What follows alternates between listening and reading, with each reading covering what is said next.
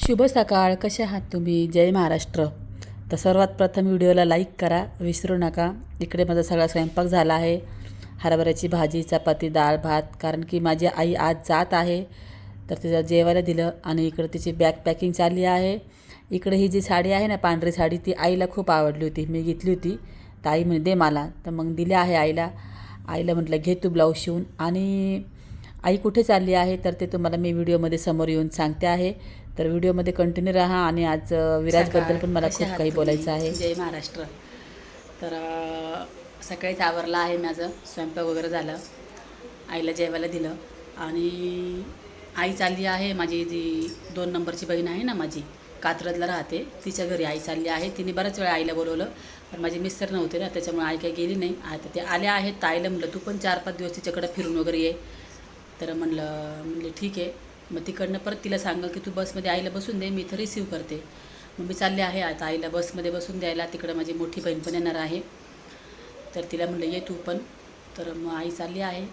आणि आता ती तिकडनं गावाला जाती का इकडे. तिला म्हटलं गावाला काही सध्या जाऊ नको म्हटलं, तिकडे त्यांचेच प्रॉब्लेम चालू आहे, तर तू नको जाऊ म्हटलं, राहा इथेच. परत ये म्हटलं मग तिकडनं कात्रजवरनं इकडनं. आता काय करते काय माहिती, कारण ती घरात पण राहून करमत नाही ना हो, बोर होतं तिला, गावाकडे राहायची सवय आहे त्याच्यामुळं. तर आता हा ब्लॉग सुरू होतं इथूनच. आता जे आहे, जे आम्ही करतो तेच तुम्हाला व्हिडिओमध्ये दाखवणार आम्ही. असं वेगळं काही दाखवणार ना, जे डेलीचं रुटीन आहे तेच मी तुम्हाला दाखवणार. काल तुम्हाला दाखवलं लाडूचे पप्पा आले आहे. म्हणजे कालचा व्हिडिओ आहे ना, तो 2 दिवसाआधीच आहे. असं नाही की काल लाडूचे पप्पा आले आणि लगेच आई चालली, असं नाही आहे. ते व्हिडिओ एडिट करायला मला 2 दिवस लागले. एक व्हिडिओ एडिट करायला मला 2 दिवस लागले, तो लाडूचे पप्पा आलेला. तर ते येऊन 4-5 दिवस झाले आहे. तुम्हाला असं वाटणार की अरे तुझे मिस्टर काल आले लगेच आई आज गेली, असं नाही आहे. त्यांना येऊन 3-4 दिवस झाले आहे. 3-4 दिवसांनी हा व्हिडिओ येतो. थोडंसं समजून घ्या, नाही तर त्याच्यावर पण मला कमेंट यायच्या निगेटिव्ह. आणि मला कोणी निगेटिव्ह बोललं ना, मला अजिबात आवडत नाही. खरं सांगते, मला कोणीही निगेटिव्ह कमेंट केली ना, माझं मन एकदम तिथे मला असं थसदिसे लागतं मला. कारण की मला असं वाटतं की मी जे रिअल आहे ते सगळं दाखवते. आणि मग तरी पण लोक असे बोलतात. तर लाडूबद्दलही बऱ्याच वेळा बोलतात, पण आता ते लहान आहे त्याच्यामुळं मी त्या गोष्टीला इग्नोर करते. माझ्याबद्दलही मला बरेच जण बोलतात, तर मी आता काय कधी बोलते कधी इग्नोर करते. जाऊ दे, चला आता जाऊ दे, ब्लॉग सुरू करूया. चला आईला पोहोच करूया. राहते मी पण व्हिडिओमध्ये, ठीक आहे, चला.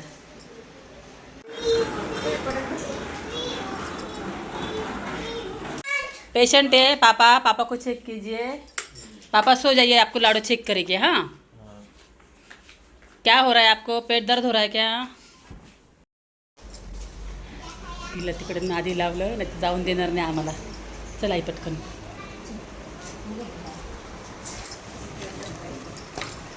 चालली तू, माहिती आहे का, एवढं काही न्यायची गरज नव्हती. लईच सामान घेतलं दुपार, एवढं न्यायचं एवढं आणायचं. चला तिकडून तिकडं जायचा प्लॅन करू नको संगमनेरला. काय तिकड तरी दूध आले बाहेर, थांब दूध ठेवते.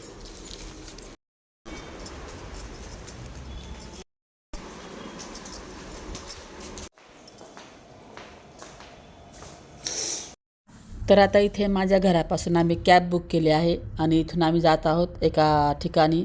तिथे माझी मोठी बहीण पण येत आहे. तर चला मग, राहा व्हिडिओमध्ये. तुम्ही दोघं आले बा बसून द्यायला. हां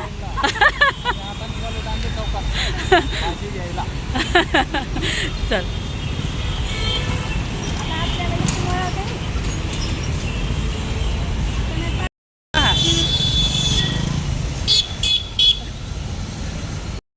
तर बहीण आली होती. आता मी रिक्षात चालले आहे, कारण की 2 व्हीलरवर 3 लोक नाही बसू शकत ना.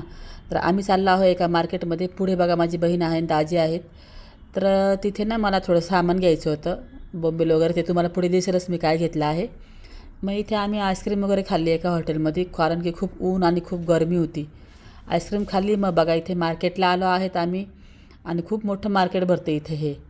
तर इथे मला घ्यायचे होते मासे आणि बोंबील वगैरे असतात ना, सुखे मासे, ते घ्यायचे होते. इकडे बघा कसे खेकडे होते बाबा. खेकडे बघून, खेकडे कोण खातं? मी कधीच नाही खात खेकडे, मला अजिबात बनवता पण येत नाही आणि मी त्याला हातही लावू शकत नाही त्या खेकड्यांना. तिथं होते विकायला म्हणून दाखवलं. मग मी मासे वगैरे घेतले आणि त्याच्यानंतर आम्ही आलो आहोत इथे परत मार्केटमध्ये भाजीच्या. इथे मला बोंबील घ्यायचे होते.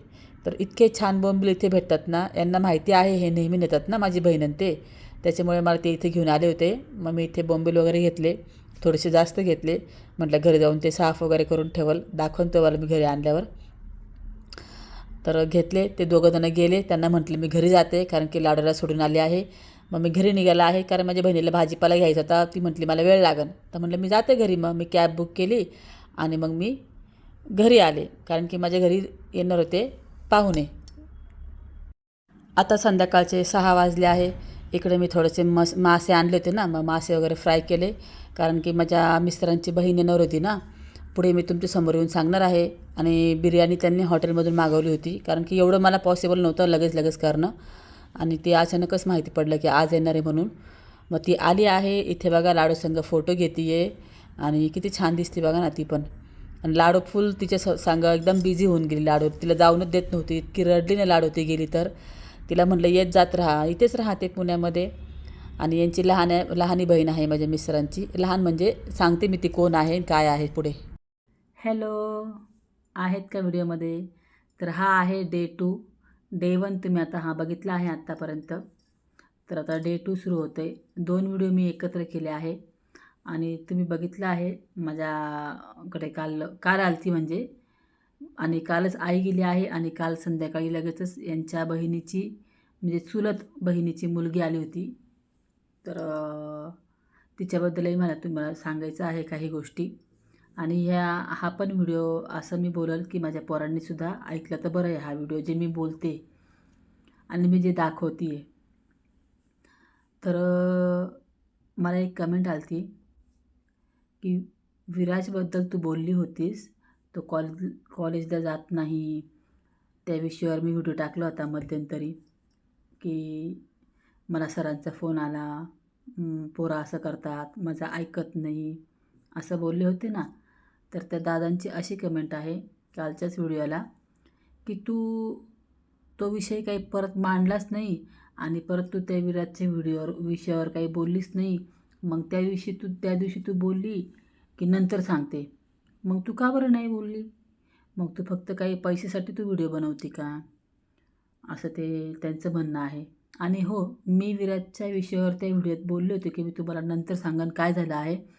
पण मी का नाही बोलले विराजच्या विषयावर ते पण तुम्हाला मी सांगते.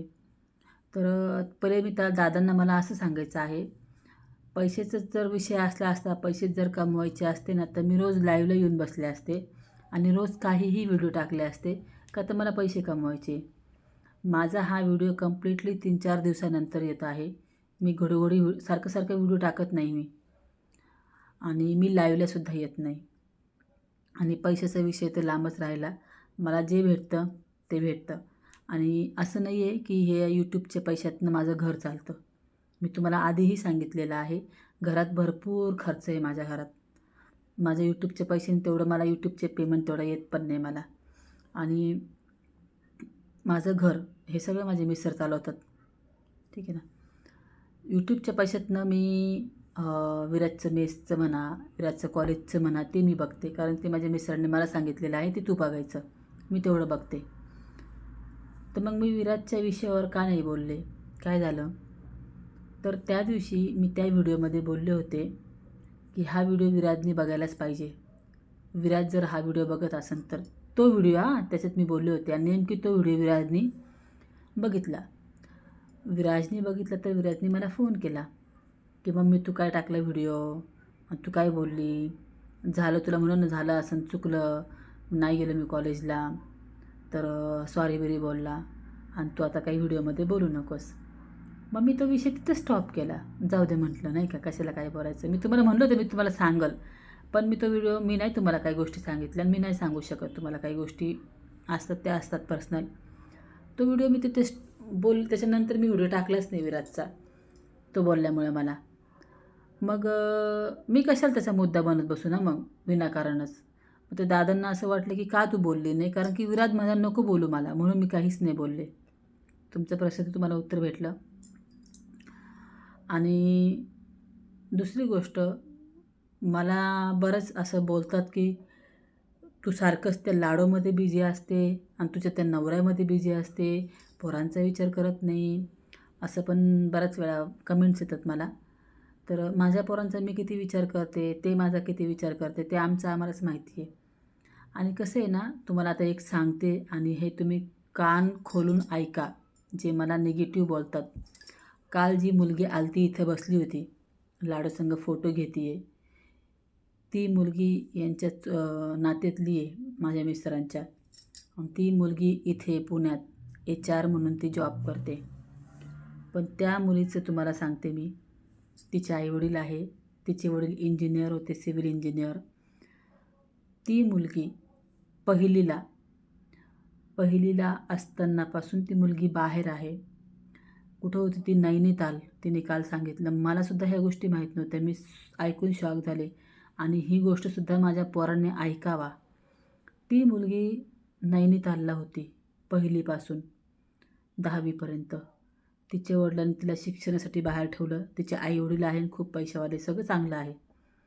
शिक्षण मुलीचं व्हावं म्हणून त्यांनी त्या मुलीला बाहेर ठेवलं. ती मुलगी तिथं राहिली. त्याच्यानंतर ती पुण्यात आली, द्यायला गेली. तिकडं तिने MBA वगैरे केलं. तिकडनं परत तिच्या वडिलांनी तिला परत पुण्यात पाठवलं. पुण्यात तिची जॉब झाली आणि ती एकटी फ्लॅट घेऊन राहते, रेंट भरते 20,000 रुपये तिच्या घराला. तिने काल सांगितलं. मी अशी ऐकून शॉक झाले की लोकांची मुलं किती हुशार. आणि सगळ्यांना असं वाटतं की तू हॉस्टेलला मुलं टाकले आणि तू असं. तिचं काय मग? तिला तर आईवडील होते. तुमच्या समोरचं उदाहरण आहे. इतकी सुंदर मुलगी, ते पण मुलगी. मी माझ्या लाडूला नाही टाकू शकत. मुलांचा एक विषय वेगळा असतो, पण मुलींना आपण हॉस्टेलला नाही ठेवू शकत. पण ती मुलगी राहिली, शिकली आणि ती HR आहे ती कंपनीमध्ये. माझे मिस्टर म्हणले, बघ तुला असं वाटतं ना हॉस्टेलला ठेवलं, पण ज्याला बनायचं ना तो बनतो. आणि ज्याला बनायचं ना तो सरकारी शाळेत शिकूनसुद्धा बनतो. आणि ज्याला नाही बनायचं ना तो 17 बहाणे देणार. मला इथंच ठेवलं आणि ते हॉस्टेल चांगलं नाही आणि ते कॉलेज चांगलं नाही, मग असंच झालं. ज्याला नाही शिकायचं ना त्यांचे हे बहाणे असतात. ज्याला शिकायचं तो सरकारीमधून शिकूनसुद्धा तो खूप काही बनतो, जो हुशार असतात. काही मुलं रग्गील असतात, त्यांना फक्त बहाणे पाहिजेत न शिकण्याचे.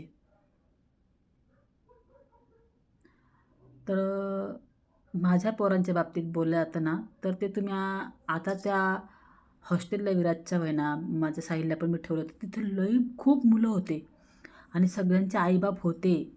सगळ्यांचे आईबाप पैसे भरून मुलांना हॉस्टेलला ठेवत होते. का ठेवतात? की आईबापाला वाटतं की मुलांनी शिकावा. कुठल्याही आईबापाला हेच वाटतं. मलाही तेच वाटलं की त्यांनी शिकावा. माझ्याजवळ राहून त्यांचं शिक्षण नाही होणार. मी घडीत इकडं घडीत तिकडं कोलकाताला होते बरेच वर्ष. तुम्हाला माहिती आहे सर्वांना. नाही झालं असं. कोलकातामध्ये काय शिक्षण? तिथं वातावरण असं आहे की तुम्ही ते घराच्या बाहेरच निघू शकत नव्हतं, असं वातावरण तिकडचं. मी विराज जिथे शिकतोय ना तिथे कॉलेज आमच्या संगमनेरचं टॉपचं कॉलेज आहे. तिथे त्याला खाण्याचं टेन्शन नाही, 2 टाईम जेवण, रूम आहे मस्त. फक्त राहायचं आहे, अभ्यास करायचा, कॉलेज करायचं. तिथंच मेस आहे, जेवण करायचं 2 टाईम. असं कोणाला भेटतं हो? अहो काही मुलं असे असतात ना जे दिवसभर जॉब करतात, म्हणजे कॉलेज करून जॉब करतात आणि शिकतात. अशी पण काही मुलं आहेत. माझ्या नजरेसमोर मी बघितले आहे स्वतः. म्हणजे जॉब करून कॉलेज करतात. त्यांना कोणाचा आधार नाही आहे, पैसे पाहिजे कॉलेजसाठी, ते जॉब करतात. तसं तर माझ्या मुलांना तसं नाही आहे ना. आयतं मायतं सगळ्या गोष्टी आहेत त्यांना. मग मला जे बोलतात ते कुठेतरी चुकीचं बोलतं, मला असं वाटतं. म्हणजे समजून नाही घेत. फक्त बोलायचं म्हणून उचलली जीभ आणि लावली टाळ्याला, असं असतं. आणि माझ्या पोरांच्या कुठल्याही गोष्टीचा मुद्दा बनवायचा, काहीतरी बोलायचं म्हणून बोलायचं आणि काहीतरी कमेंट करायची म्हणून करायची. कुठेतरी हे काढायचे, म्हणजे दुश्मनगिरी कुठेतरी काढायची. त्यांच्यात हिंमत नाही समोर येऊन मला बोलायची ना. म्हणून माझ्या कमेंट बॉक्समध्ये ते येतात तोंड मारायला आणि असं बोलायला की हॉस्टेलला मुलं ठेवले आणि तुझं लक्ष नाही का आणि तुझं असं नाही का. ते माझं मी बघून घेईन. तुम्हाला मी सांगितलं का जाऊन लक्ष ठेवा, बघा. माझे मुलं शिकतात, ते माझे मुलं जसे आहे तसे आहे, ते आमचं आम्ही बघून घेऊ. मी कोणाला विचारायला नाही गेलेली की कोणाला सांगायला नाही गेले की तुम्ही हे करा आणि ते करा. ठीक आहे ना. ठीक आहे चला, काही नाही. ते कमेंटवर बोलायचं होतं मला, दुसरं काही नाही. आणि व्हिडिओमध्ये थोडासा गॅप होतो आहे. माझ्या लाईफमध्ये ना ॲक्च्युली मला खूप प्रॉब्लेम्स आहे. मी माझ्या खूप टेन्शनमध्ये आहे. आणि मग कुणी जरा असं बोललं ना काही, तर मग राग येतो माणसाला की यार का असं असं वाटतं ना, का तुम्ही तुमचं पहा ना, लोकांचा कशाला उद्योग करायचा.